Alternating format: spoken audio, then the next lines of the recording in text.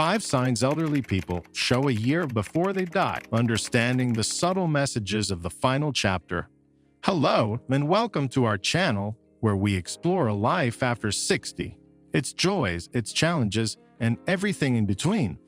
Today, we're stepping into a deeply human, tender topic: the subtle signs some elderly individuals begin to show about a year before they pass.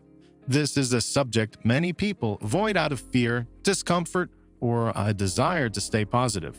And yet, knowing what to expect can bring clarity, peace, and connection when it's needed most. Every one of us, whether you're 60, 70, 80, or caring for someone who deserves to be seen and heard and understood, especially in the final chapters of life. Now, let's be clear. It's not everyone who shows these signs is dying. Some recover, some live years longer. But often, these changes signal a shift in energy, purpose, and presence. Recognizing these signs isn't about giving up, it's about tuning in. It's about seeing your loved one fully, not just for who they were, but for who they're becoming in this sacred phase of life. Let's explore 5 of the most common signs. We'll walk through them gently with care, stories, and practical ways to respond. Sign number 1, emotional withdrawal and social detachment. One of the earliest signs that something is changing is emotional withdrawal. Imagine a once social elder, a grandmother who loved to bake for guests, or who told jokes at every family gathering, now sitting quietly, turning down visits, uninterested in conversation. This shift can be subtle at first. Maybe they say they're just tired. Maybe they claim they have nothing to say. Over time, though, their world shrinks. Phone calls go unanswered. Holidays don't feel as joyful. The spark dims. Why this happens? Emotional withdrawal isn't always about sadness. Often, it's about energy conservation and internal reflection. At the end of life, many people instinctively turn inward. It's a time of quiet review of life lived, choices made, people loved, and sometimes regrets unspoken. Think of it like a sunset, not a sudden blackout, but a gradual dimming of the external world to focus on the internal. Signs to watch for: asterisk saying, "I don't feel like talking today," frequently; asterisk not initiating contact with others; asterisk avoiding group activities they used to enjoy; asterisk appearing lost in thought or elsewhere during visits. Caregiver story: Linda, a daughter caring for her 84-year-old mother, noticed her mom stopped wanting to go to church, a place she once adored. When asked why, she simply said, "I feel full, like I've already gotten what I needed." It wasn't sadness, it was peace. What you can do: respect the withdrawal, but stay present. Sit in silence. Read together. Offer gentle touch. Share peaceful spaces, gardens, music, nature. Just being there without pressure tells your loved one they're not alone.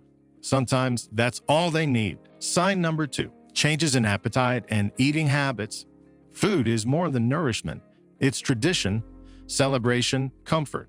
That's why it can be alarming when an elderly loved one stops eating the way they used to. They might pick at their plate, say they're full after just a few bites, decline offers of once beloved meals. You might see weight loss, even dehydration. Why this happens? In the body's final year, the digestive system slows significantly. Energy is diverted to essential functions. Hunger cues fade. Sometimes even the smell of food can be overwhelming. Illness, medications, and fatigue add to the mix. Emotionally, some elders may feel less connected to life's rhythms. Meals lose meaning. The drive to eat diminishes. Signs to notice: asterisk choosing liquids over solids, asterisk skipping multiple meals in a row, asterisk saying, "I'm just not hungry" regularly, asterisk struggling to chew or swallow. A day in the life example. Imagine John, age 88, who used to start every morning with toast and coffee. Now he sipped half a cup of tea and returns to bed. Lunch and dinner become a few crackers. He's not depressed, he's simply in a different state of being. What you can do: focus on quality, not quantity. Offer nutrient-dense snacks, smoothies, soups, applesauce. Ask, what would taste good right now? Keep mealtimes pressure-free. And most importantly, consult a doctor to ensure it's not a treatable issue like oral discomfort, infection, or side effects. Feeding someone with love doesn't always mean food. It might mean a warm blanket, a shared memory, or just kindness. Sign number 3, deep and ongoing fatigue. Everyone gets tired, especially in older age. But the fatigue we're talking about here is different. It's more than needing an afternoon nap. It's constant body-wide exhaustion. You may notice your loved one sleeping most of the day, struggling to sit up, or skipping basic self-care. Even holding a conversation can be draining. Why this happens? As life nears its end, the body prioritizes its remaining energy. The organs work harder. The brain slows. Muscles lose tone. Everything that once ran on autopilot now feels like a marathon. Imagine your loved one like a candle gently burning down, flickering softly, beautifully, and inevitably. Signs to watch for: asterisk, sleeping 16 to 20 hours a day, asterisk, difficulty staying awake during conversation, asterisk, losing strength for standing, walking, or personal care, asterisk, needing assistance with basic movement. A caregiver's note: fatigue often causes more emotional stress in the caregiver than the person experiencing it. Watching someone you love lose energy can feel helpless, but they may not be suffering. They may be in a state of surrender. What you can do: adjust expectations, let go of busy routines, celebrate small victories like brushing hair or sitting outside for 5 minutes. Help with dignity. Say, would you like help getting up? Rather than, you can't do it. Maintain warmth and patience, and don't forget to rest yourself. You're part of this energy equation too. Sign number 4, cognitive changes and mental fog. Cognitive decline is one of the most misunderstood signs of end-of-life transition. Many people assume it's always dementia, but it's not. Even people with no history of memory problems may suddenly experience confusion, forgetfulness, or emotional volatility. They may seem out of it, repeating things, misplacing items, or becoming agitated without clear cause. Some may speak to people who aren't there. Others drift in and out of awareness. Why this happens? Reduced oxygen, organ fatigue, sleep disruptions, dehydration, all can impact mental clarity. As the body winds down, the mind often follows suit. But there's another layer. Some believe this fog is part of the soul preparation for the next world. Common examples: asterisk, forgetting familiar names or places, asterisk, confusing night and day, asterisk, saying, I saw Dad last night, even though Dad passed years ago, asterisk, emotional outbursts, then quiet calm, spiritual perspective. Many hospice workers report that patients begin to see loved ones who have passed.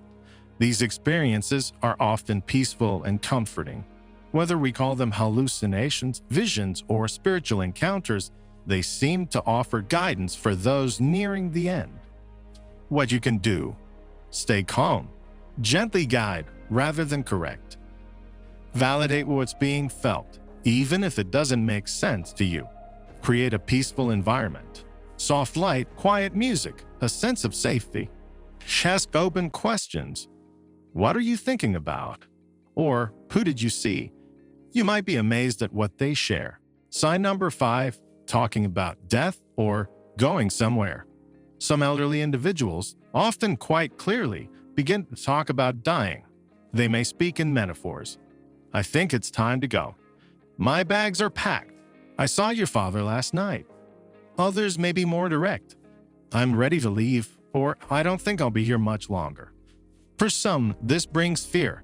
For others, it brings peace. Why this happens? Many people intuitively sense when their time is near. Whether through dreams, spiritual experiences, or a deep inner knowing, they begin preparing. Some want to say goodbye, others want to make peace. This isn't always dramatic. Often it's gentle, matter of fact. Things they may do. Asterisk, give away cherished items. Asterisk, make amends or express forgiveness. Asterisk, plan their funeral or share final wishes.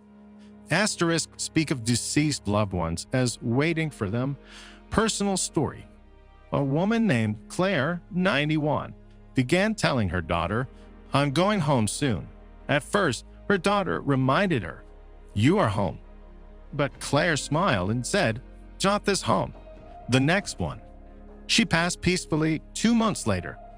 What you can do: don't dismiss their words. Listen with an open heart. Ask, what does that mean to you? Let them talk. Let them feel safe. If they express fear, offer comfort. If they express peace, offer presence. These may be some of the most meaningful conversations you'll ever have. None of us can know the exact moment of death, but we can learn to recognize the rhythm of it approaching. The signs we've talked about today: emotional withdrawal, changes in appetite, profound fatigue, cognitive shifts, and end-of-life conversations. Aren't signs to fear. They're signals, messages, invitations. They say, slow down, be here now. This is sacred time. So if you see these signs in someone you love, lean in. Offer your full presence, your gentle touch, your listening heart. And remember, while the body may fade, the love you give and the love they carry remains. If this video brought you comfort, insight, or simply helped you feel a little less alone, please like and subscribe. Share this with someone who may need it, and leave a comment. I read everyone. Let's support each other through life's final season with courage, with kindness, and with grace. Thank you for watching. You are not alone.